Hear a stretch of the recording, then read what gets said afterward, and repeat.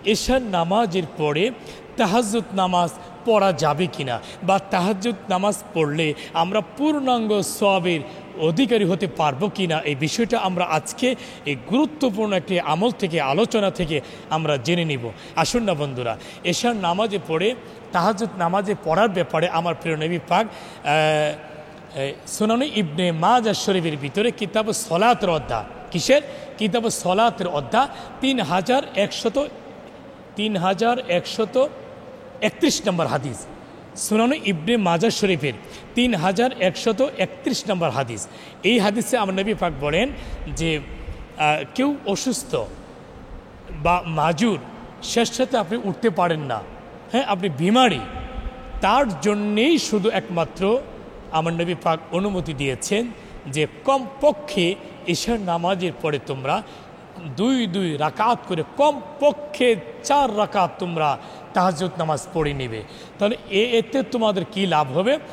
যারা এই পৃথিবীতে তাহাজ্জুদদারী যারা আছেন বা তাহাজ্জুদের আমলদারী যারা রয়েছেন, তাহাজ্জুদের আমল যারা করে থাকেন, বেশিরভাগ তাহাজ্জুদ নামাজ যারা পড়েছেন সাহাবে কেরাম, তাবেইন, হক্কানি উলামায়ে কেরাম, বুজুর্গানে দিন, যেমন আমাদের ভারতের দেওবন্দ মাদ্রাসার আনোয়ার শাহ কাশ্মীরি রহমতুল্লাহ আলাই, হাকিমুল উম্মত আশরাফ আলী থানভী চিশতি রহমতুল্লাহ আলাই, আমাদের 4 তরিকার যিনি 4জন যে মহান মুহাক্কিক বড় বুজুর্গ ছিলেন, হিন্দু সুলতান আওলাদ রসুল হাবিব রাসুল আত্মাই রসুল শাহনশাহ খাজা গরিবি নওয়াজ মাইন উদ্দিন চিশতি আজমির সেঞ্জি রহমতুল্লাহ আলাই, গৌসবাক মহিউদ্দিন আব্দুল কাদের জিলানী রহমতুল্লাহ আলাই, হযরত বাহাউদ্দিন নকশবন্দি রহমতুল্লাহ আলাই, শিরহিন্দ হযরত মুজাদ্দিদ আল হাসান আল ফারুক রহমতুল্লাহ আলাই। এই 4জন বুজুর্গের ইতিহাসে দেখেন, আনোয়ার শাহ কাশ্মীর রহমতুল ইতিহাসে দেখেন, ইমাম বুখারী রহমতুল্লাহ আলাই ইতিহাসে দেখেন, ইমাম শাফি রহমতুল্লাহ আলাই, ইমাম আহমদ ইবনে হাম্বল রহমতুল্লাহ আলাই, ইমাম মালিক রহমতুল্লাহ আলাই, এই 4 মাযহাবের 4 ইমাম প্রত্যেকেই তাহাজ্জুদ নামাজ তারা ফরজের মতো সুজাগত তারা গলার মালা বানিয়ে নিয়েছিলেন তারা তাহাজ্জুদ নামাজকে। আমার নবী পাক বলেছেন হাদিসে কারিমায়, যে আবু দাউদ শরীফের হাদিস, আমার উম্মতের জন্যে যদি তাহাজ্জুদ নামাজ কষ্ট যদি না হইতো, এই তাহাজ্জুদ নামাজ আমি আমার উম্মতের জন্যে আল্লাহর কাছে রিকোয়েস্ট করে আমি এটা ফরজ করে নিয়ে নিতাম। সুবহানাল্লাহ, এটা এত দামি ইবাদত। সমস্ত নফল ইবাদতের মা হচ্ছে তাহাজ্জুদ নামাজ।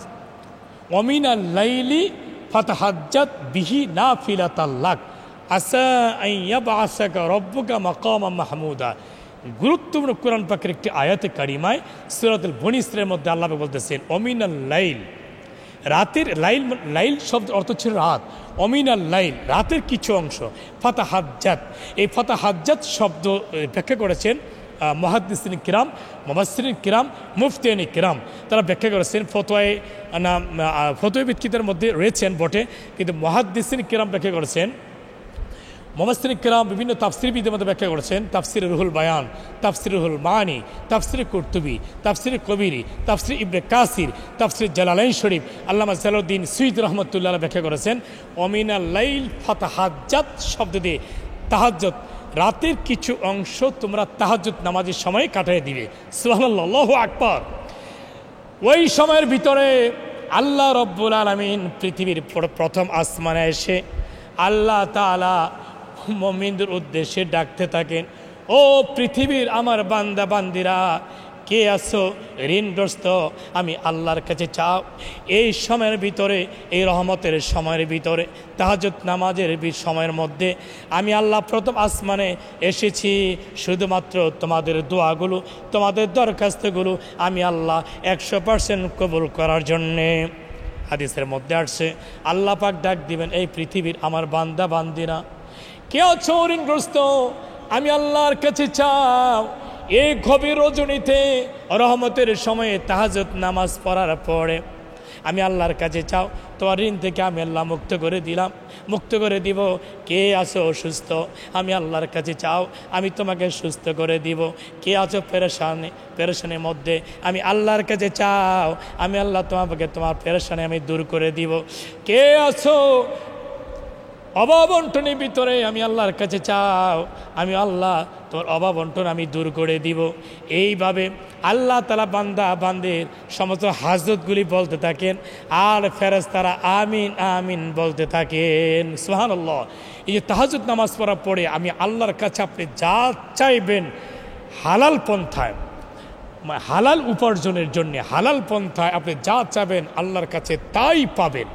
কারণ তাহাজ্জুদ নামাজে কী বলে, ফাতাহাজ্জাত, রাতের কিছু অংশের সময় তোমরা তাহাজ্জুদ নামাজে সময় কাটাবে। ফাতাহাজ্জাত অমিনাল লাইলি ফাতাহাজ্জাত লাকা নাফিলাতাল লাক আসা আন ইয়াবআসাকা রাব্বুকা মাকামা মাহমুদা। হতে পারে আল্লাহ তাআলা মাকামে মাহমুদে আল্লাহ তাআলা তোমাকে পৌঁছে দিতে পারেন। সুবহানাল্লাহ। এই জন্য তাহাজ্জুদ নামাজের যারা সুস্থ মানুষ যারা আছেন, সবল, বলবান, শক্তিবান, আপনাদের জোয়ান, ইচ্ছে করলে শেষ সাথে আপনি ঘুম থেকে উঠতে পারেন, তাহাজ্জুদ পড়তে পারেন। কারণ আপনি যদি কন্টিনিউ এশার নামাজে পড়ে যদি আপনি তাহাজ্জুদ পড়ে নেন, তাহলে মূল তাহাজ্জুদ নামাজের সময় গভীর রজনীতে রাত্রে 2টা থেকে নিয়ে ফজর নামাজের আজানের ওয়াক্তের আগ পর্যন্ত এই যে সময়টা, এটা মূল সময় তাহাজ্জুদের। আপনি জোয়ান, আপনি শক্তি, বলবান, আপনি সুস্থ, ইচ্ছে করে শেষ সাথে আপনি উঠে জাগ্রত হয়ে আরামের ঘুমকে হারাম করে ত্যাগ করে আরামে বিছানা ছেড়ে একমাত্র আল্লাহর সান্নিধ্য লাভের জন্যে, গুনাহ মাফের জন্যে, নেকি অর্জনের জন্যে, জান্নাত অর্জনের জন্যে, জান্নাত লাভের জন্যে আপনি ইচ্ছা করে তাহাজ্জুদ নামাজ পড়তে পারেন। এখন আপনি অলসতার দরুন আপনি শেষ সাথে উঠলেন না, আপনি উঠার মতো ক্ষমতা আছে, সমর্থন আছে, শক্তি বলবান আছে, কিন্তু আপনি এশার নামাজে পড়ে প্রত্যেক দিন আপনি 2, 4 রাকাত, 6 রাকাত, 8 বা 12 রাকাত আপনি তাহাজ্জুদ পড়ে নেন। কিন্তু তাহাজ্জুদের সওয়াব হবে বটে, কিন্তু মূল তাহাজ্জুদের সময়ে গভীর রাত্রে তাহাজ্জুদ পড়লে যে সময়টা হয়তো সওয়াবটা হয়তো ওই পরিমাণে সওয়াব আপনি কখনো পাবেন না। অতএব এটা 10% আপনি সওয়াব পাবেন, কিন্তু 90% কিন্তু আপনি সওয়াব পাবেন না। মনে রাখেন কথাটা।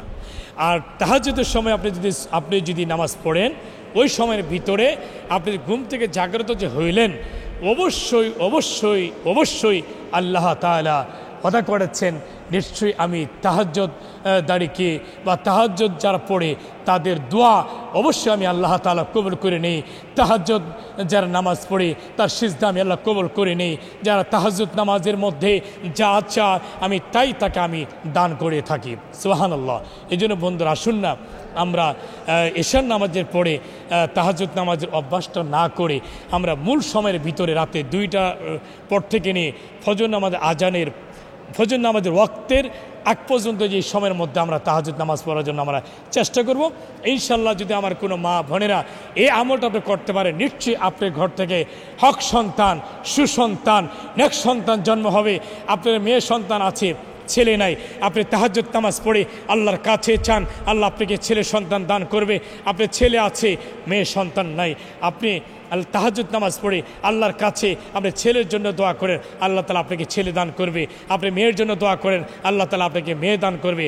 আপনি বিবাহ হচ্ছে না, আল্লাহর কাছে তাহাজ্জুদ নামাজ পড়ে দোয়া করেন, আল্লাহ আপনি নেক একটা ছেলে, সত্যবাদী একটা ছেলে, একটা ইমানদার একটা ছেলে আল্লাহ তাআলা আপনাকে দান করবে।